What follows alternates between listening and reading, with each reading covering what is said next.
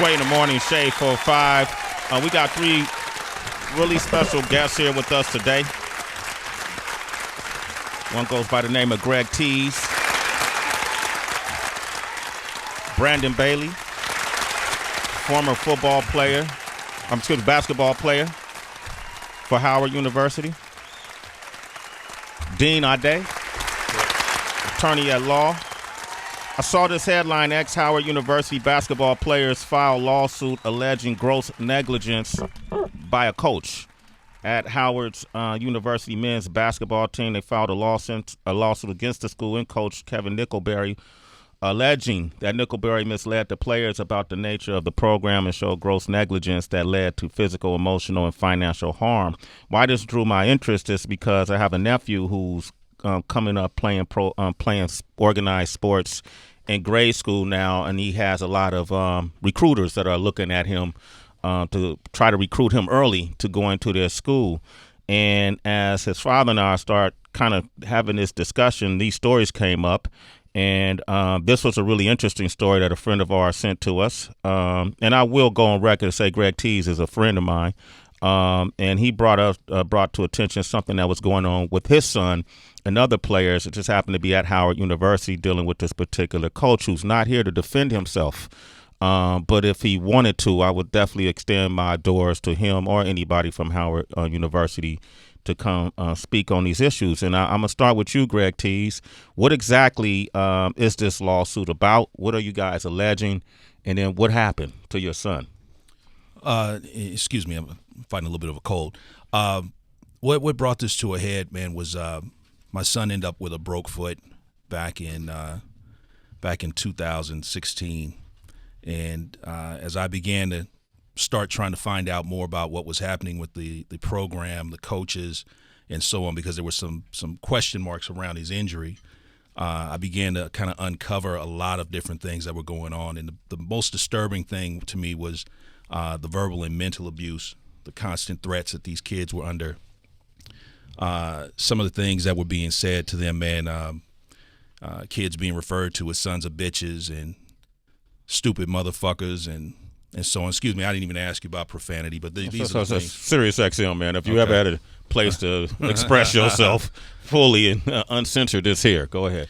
So as I began to kind of uncover everything that was going on, and I began to ask for assistance from the school itself, I was getting resistance, and I had certain staff members who were coming to me and actually telling me that the coach was actually going to go after my son. He was going to sabotage his career.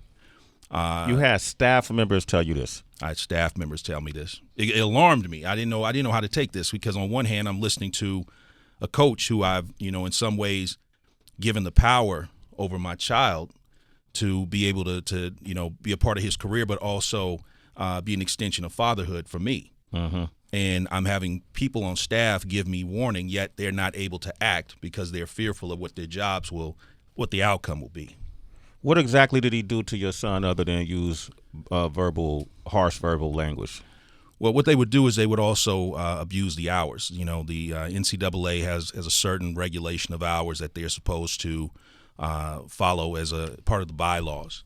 And on a normal week, pending what time of the year it is, they can sometimes be up to 8 hours, sometimes to 20 hours out on the floor, sometimes not even able to practice. These guys were being pushed well beyond a maximum, which is what leads to my son's injury. Mm-hmm. So as I begin to ask questions about that, I then begin to deal with retaliation. So what ends up happening is that the coaches now are trying to manipulate my son's numbers, knowing that he will probably not be able to go to the next university if they can control what the optics look like. And we started seeing that. Staff members began to speak to that as well. You had staff members, like, how could you presume that he was purposely trying to change the optics of your son's numbers? Like, how do you know that for a fact? Well, part of it has to do with, the type of player my son was, also his statistics leading up to these games that were going to happen, and also the player that was playing in front of him. Uh-huh. And part of this happened, let's just say, pre-season, the conversation Coach and I had that let me know we were probably going to be at odds at a certain point. Uh-huh. And once that happened, then that's when his first staff member came to me and said, listen, your son, this is what's going to happen. Your son is going to get played for X amount of minutes, and they're going to control how much he actually will score and won't score. There was a time where my son came to me and said 2 players came to him and told him, Coach says, do not pass you the ball. No matter what happens, don't pass you that ball. We were in Indiana after the Indiana game. There's a lot of and just to be clear about this, this isn't the first person this happened to. Okay. So as I began digging and asking questions, because originally this was not a lawsuit, this was just a concerned parent. And I had to take my kid out of school because of the aggressive behavior that was going on with the coach. And then I started coming in contact with former players. I brought one with me. Okay. Because sometimes, we can be a little bit, sometimes people may assume that we may be being biased. But, one thing that was disturbing to me was that I went to the athletic director, I went to the NCAA, I went to various sources asking them to step in. At a minimum, you step in and you investigate when somebody tells you that there's abuse going on with these kids. Happen to have a brave one here with me who can kind of give you firsthand account of what happens. So initially, you weren't even trying to sue the school. You just wanted to see if some changes could be made, or you could bring attention to what's going on with your son, and particularly that's also going on with other athletes. And because of the lack of response you got is what triggered the lawsuit? Correct. Not only the lack of response, but the amount of kids that potentially would come after my kid. Okay. It began to get bigger than just my kid. There was a point where I started looking at things and wondering, should I just leave this alone, let him start over wherever he's going to start over, and we move on? And that's kind of how this guy has gotten to this point. And I didn't feel like as a father, didn't feel right for me to let more kids continue to go through this. And it's something that exhausts us every day. I saw a gentleman on TV the other day, this kid who's this father who lost his son playing football. And every time I see that guy's face, it makes me understand I need to actually speak up so people can understand these kids don't have a platform. They don't have resources to fight this kind of stuff. They don't have an outlet. Staff members are calling me, and I'm asking them, well, what are you going to do to protect the kids? Well, I can't, because if I speak up, they'll just fire me on the spot. Well, if that's the case, if I can't send my kid to college to be safe, where the hell can I send him? Greg Tease is here. Brandon Bailey is here as well, who actually played on. You played on how? What years did you play? I actually played in 2011, so this is some years ago. And to add on to what Greg was saying, there is a certain fear factor that's involved here. It took me such a long time to come and speak forward, but I realize now that I have to come forward because this is continuing to happen. I think we can't mitigate the fact that these kids at Howard University, myself included, this is not a Kentucky basketball program. Let's just be plain about this. Yeah. This is a program and a university that I personally went to get a great education and secure my future.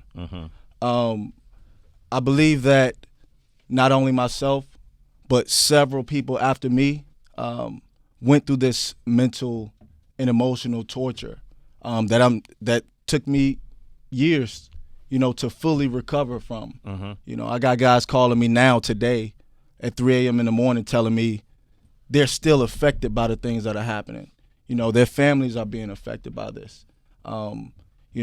Greg talked about, certain words being used. I won't say it because my mom's probably listening. But can you give me an example of things that happen specifically to you that falls in line of what Mr. Tease is saying happened with his son? Okay, so let's say we would be in practice. We would go through a play one time. We had 2 groups. We had the maybe upperclassmen, and we had the younger guys. I was a freshman at the time. If I came in and it was my turn to make a play or to run through the play, and I made one mistake, you a stupid motherfucker. Now, the first time, it's like, okay, I get it. The coaches cuss, coaches. They want to be hard on kids. Yeah, coaches want to be hard. They want to make us tough. Yeah. And I understand that. And none of the players are quote unquote soft. We've been around tough coaches all our lives, but the difference is you can tell when a coach wants to be hard on you to benefit you, and when a coach just wants to take down your entire self-esteem so he can, use you for his own benefit at any given time. When these words are thrown around every single day, these young kids that are away from their parents, you know, I'm 25 now, so I know a little bit more. But at the time, I was 17, 18 years old. I didn't have the fortitude, being away from my family, being away from my support system, having this person presented to me to constantly,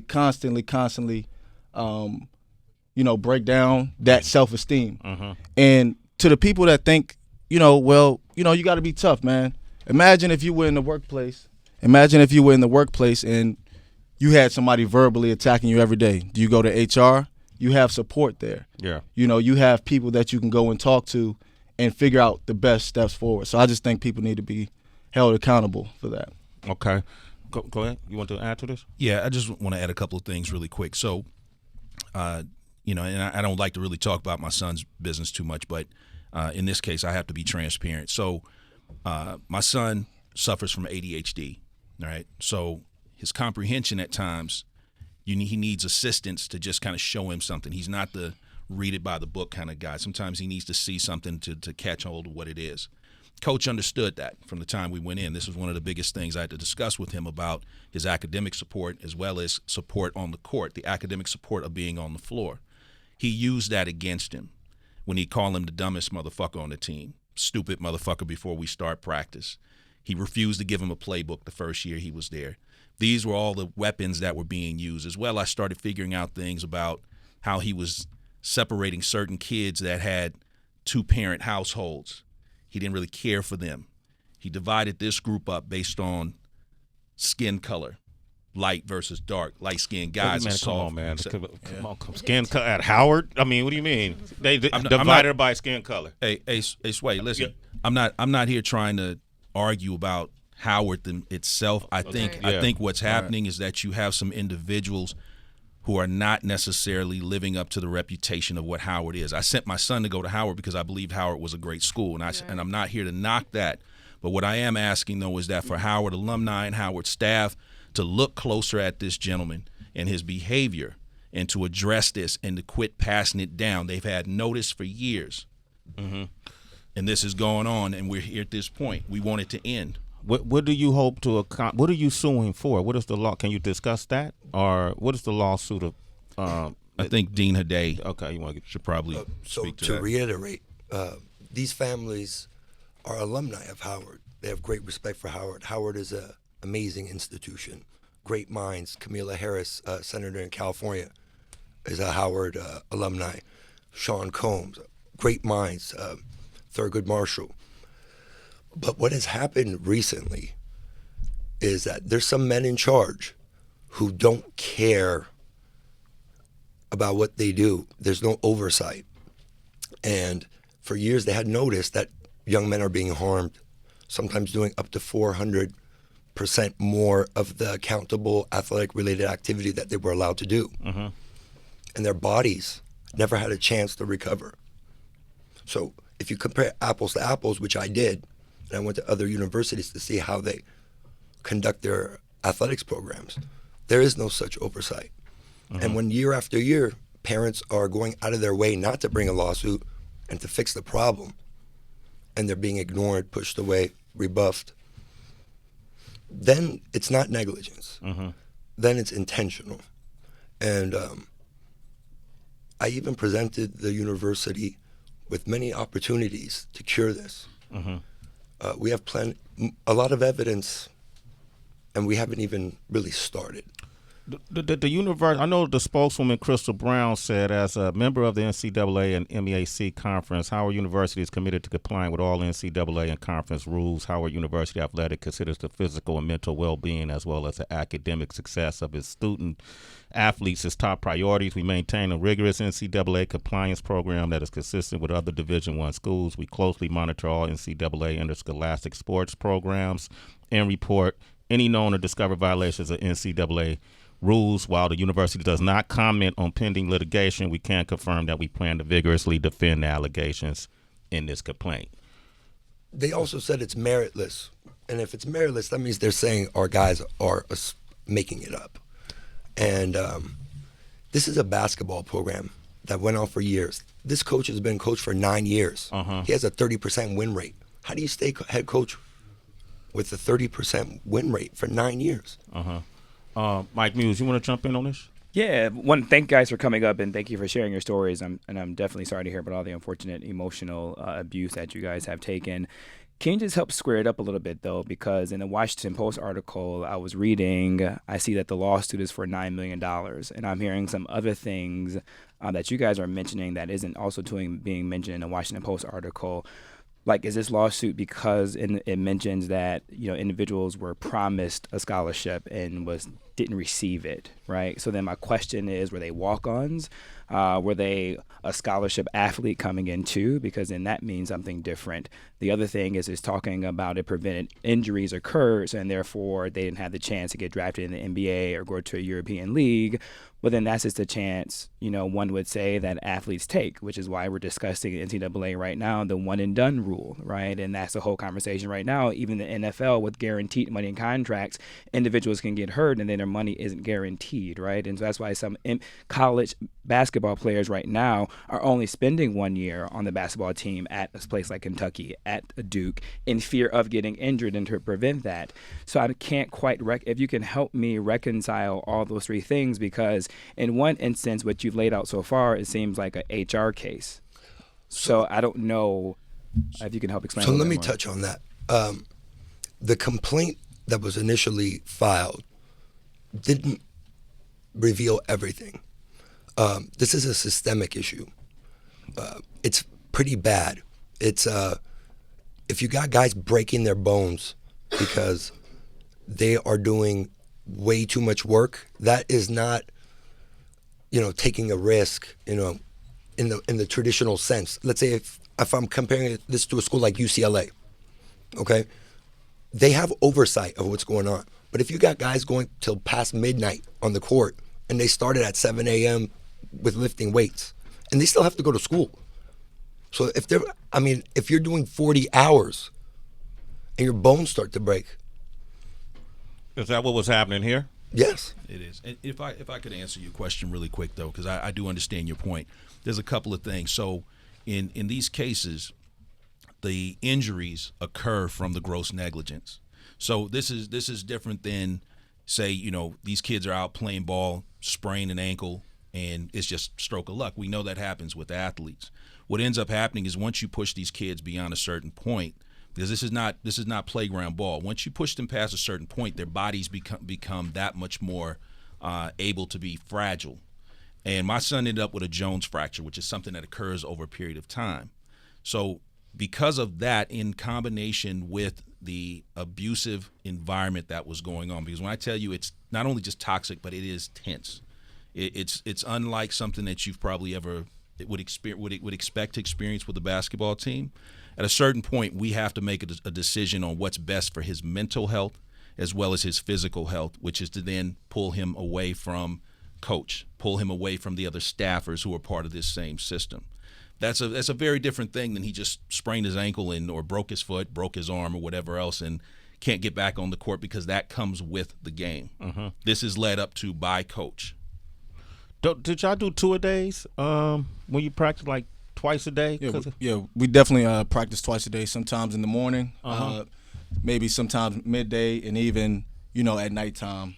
Sometimes at nighttime, we would practice so long that we would miss, dinner and not be able to eat for that night. Some nights we would get a box of pizza. Other nights, you got to wake up for class the next day. You got to wait till the morning. So that also, just not even being able to have the consistent nutrition can also lead to that physical stress.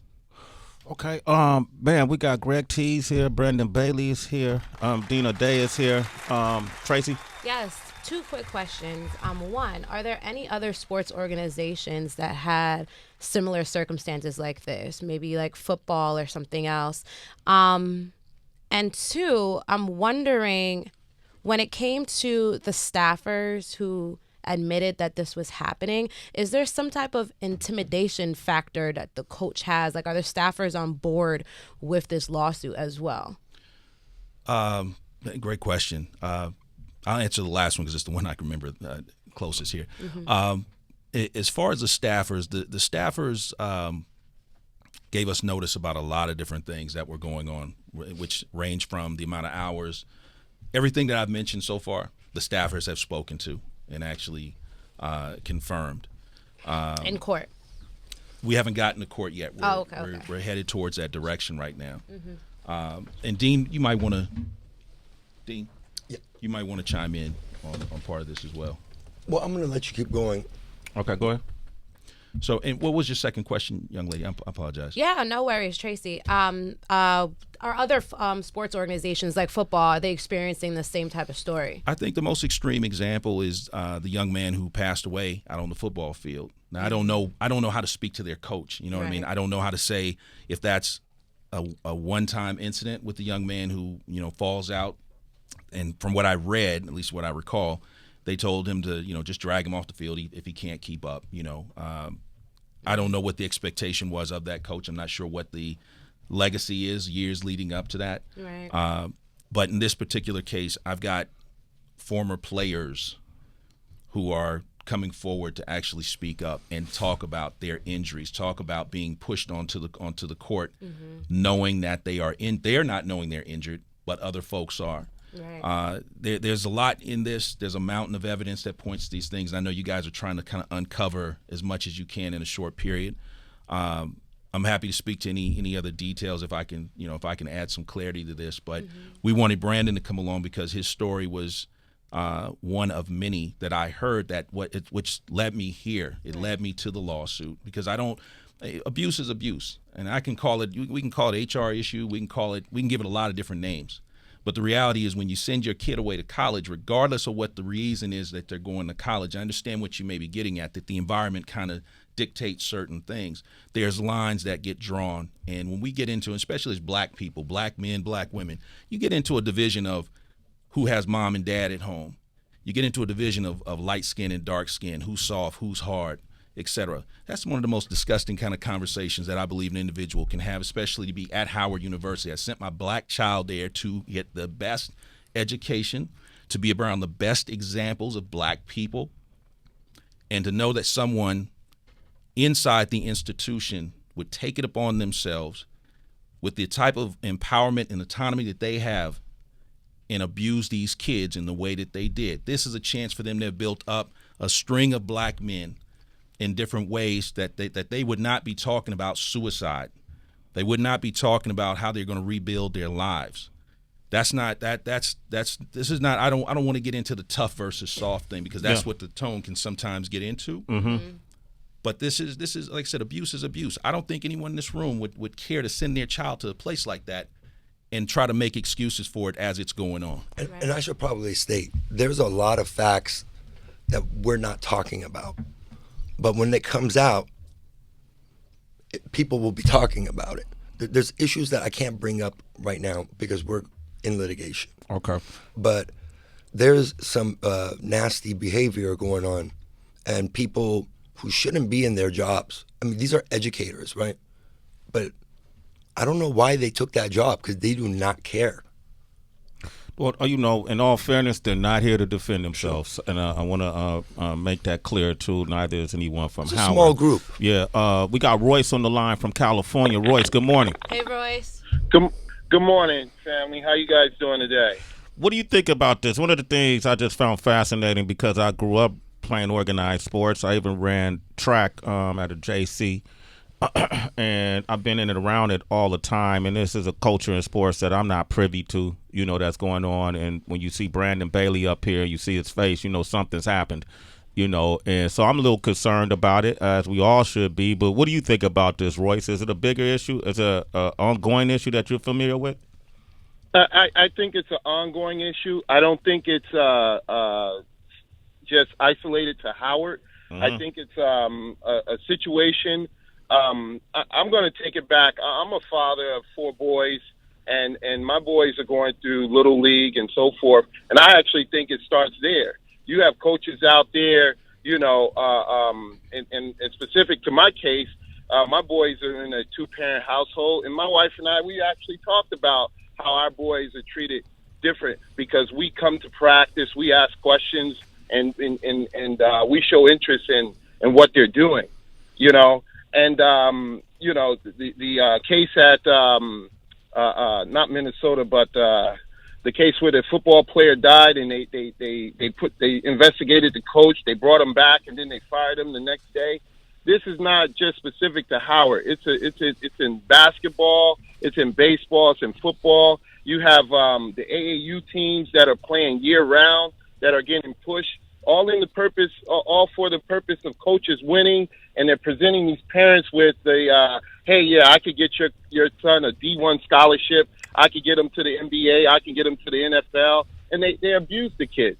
Were you promised that, Brandon? I was promised a certain status on the team. And then was your son promised anything? Yeah, 4 years. 4 years? Yeah.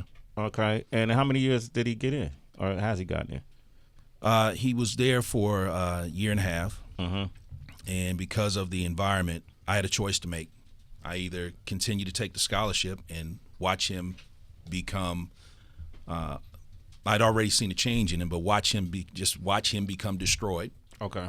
Or I walk away from the money. So you know the phrase, "All money ain't good money." I can't. I have to watch out for my son's well-being, not only when he's a 5-year-old, a 10, 15-year-old, but I have to think forward about what's going to happen to him when he's a 50-year-old.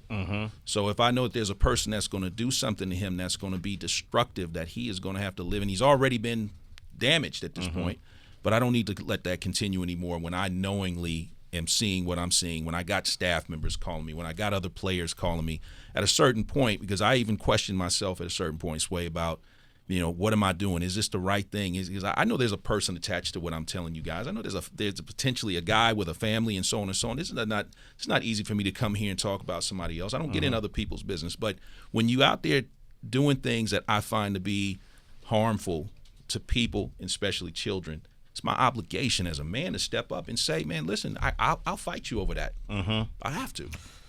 Guy is on the line from Arizona. What are your thoughts, Guy? Hey, Guy. Hey, what's up, guys? I completely agree with we need to make sure that we have oversight. We need to give these kids an opportunity to speak out, and I respect what you guys are doing with the Howard. It sounds like a pretty brutal situation that's going on there, but at the same time, I'm thinking, as a former athlete professionally, is there a certain level that we have to be careful of treading here, because certain coaches who may be doing everything the right way with these lawsuits that are coming forward, they might go, holy cow, I got to cover my ass. I can't even run these guys anymore, because next thing I know, I got a kid who sprains an ankle and I'm getting a lawsuit thrown at me just because of X, Y, and Z happening that comes along with the game, I get that. For me, I'm concerned because there are people who abuse, and I completely understand that, but is the abuse so much that we have to, lump it together with all sports and all coaches, or do we need to be careful about making sure that we segment this to the small minority of cases that this is happening in? Okay, good question, Guy. I appreciate that. You want to, Dean, you want to jump on there? To touch on a point that you bring up, as well as the last caller, there may have also been a belief that because all of the students at Howard share certain traits, that it doesn't affect the larger group and people don't care as much. Does that make sense, what I'm saying? Because they're black athletes, people don't care as much, so they could get away with it under the radar? Is that what you're saying? It's something that something like that. Well, let me speak to it. Because it's a black university. Are we saying people? Are we saying the NCAA? Well, there's staffers that felt that way. Okay, because it's black. Okay. Yeah, that bringing attention to something like this, you got a lot of things going on in the world these days. That bringing attention to something like this may or may not receive the type of attention and coverage and detail that's needed, because they are young black kids. Okay. That's something that the staffers made mention of. It's something that's been on my mind as well. But I do want to answer your caller really quick. I'm not here to debate about what the rest of the coaches do, but I will say the majority of coaches I spoke to during this time, I have the utmost respect for them. I believe that the majority of coaches do follow those bylaws. They do follow those rules. They do have a certain amount of ethics and integrity when they're out there with these kids. I'm talking about an isolated situation with my specific kid, but I do think that there's enough coaches out there that people need to be aware. And my thing is also, we can take the labels off these guys. We don't have to call them coaches. I can be talking about a school teacher. I can be talking about somebody here at Sirius. The reality is, when I've got someone in a bullying, abusive type of behavior, they need to be addressed. And it doesn't matter what the label is, where they come from, what they do, and so on. And that's what I want to, that was part of why I wanted to bring this forward. Okay. Because I just think it's important that the rest of us who identify these individuals don't be cowards and stand on the sidelines while you watch someone who is helpless and not able to defend themselves take a beating, take the punishments, and so on. What makes you so brave, Brandon, where you want to be here on camera and talk about this? Because I have to be. I've seen too many of my friends. I've seen guys coming after me, and I can see them excited to go to Howard University because of such a rich culture that it's had for so long. And I see them a year later, and I can see and look in their eyes and see the life sucked out of them. And it happened before. I didn't say anything because I was thinking, hey, maybe it was an isolated situation with me. Maybe the coach just had it out for me. But when I see it over and over, and this is happening, I was there 7 years ago. I only went there 1 year. I gave up my scholarship completely. It was that bad? It was that bad. I only spent 1 year there, and I got to the point where I said, I don't know what the hell I'm going to do, but I'll figure out a way. And I don't think that these young guys should have to make that decision at Howard University. Brandon Bailey, thank you, man. I appreciate you coming in this morning. Dean, thank you for Dean Day. Greg Tease, thank you, man, for bringing light to this story. And once again, they're not here to defend themselves, and I would open the room up for them to defend themselves if they wanted to, but it was a story about student-athlete abuse that I thought was important to bring to the forefront. Real quick, how many other students have filed lawsuits from Howard? Matter I don't want to talk about right now, but there's plenty of students that want to talk to me. But that's public. Is that public knowledge? No. Oh, okay. All right. Greg Tease, anything in closing, what would you like to accomplish with this? I appreciate you, giving us the opportunity and sharing the platform and all the questions and support with the staff. And your statement about them coming to defend themselves, they can come here and you can bring me back too. Okay. You can bring me in. And we can hash this out whenever, wherever. Okay. It's important enough for me to settle this problem, the immediate problem, in getting these individuals away from kids. It's their obligation to protect these kids as well as coach them, as well as teach them life lessons and so on. So if you want to have all of us back, you're more than happy to do it. Call me. Okay, is it a place people can reach you on social media for this cause if they want to find out more? You guys got a page set up or anything? Or Well, I have an Instagram set up. You can reach me at B Bailey 4YA. B Bailey 4YA. Right, and I have a website, hdeanhlaw.com. hdeanhlaw.com. All right, you good. All right, thank you. You can read about Greg Tease. All right, cool. Thank you guys for coming up and sharing this story. Appreciate you, man. You're a brave young man. Appreciate you, bro.